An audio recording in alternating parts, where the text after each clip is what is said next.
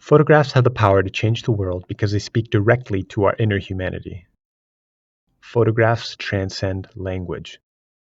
The late Swiss photographer Robert Frank once noted that a photograph must contain the humanity of the moment.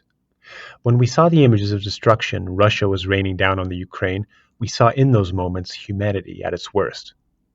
We saw obliterated schools, homes, and hospitals from Odessa to Mariupol. Families forced to say their final farewells on train platforms. Body bags of murdered civilians littered across the streets in Bucha. This is something that no graph of statistics or discourse among pundits could ever convey to us. We ourselves bore witness, and we as a world responded. From the highest levels of government to people like you and I, we went beyond the usual thoughts and prayers. We sent humanitarian aid, military aid, financial aid. And this 3-day operation, Swiftly Take the Ukraine, has now surpassed its 9th month and counting.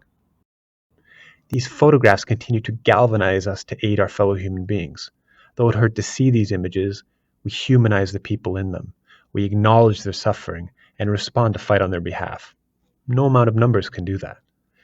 In truth, many of us still choose to avoid these very uncomfortable realities. It's still out of sight and out of mind for many of us. And as such, families are continuing to get slaughtered in Asia, in Africa. Children are still being murdered in American schools. But as we saw with the Ukraine, there is hope. We should continue to use the power of photographs to confront these terrible realities. They hold us accountable to our own humanity and strip away our tolerance for injustice. They show us a world worth fighting against, ultimately creating one worth fighting for.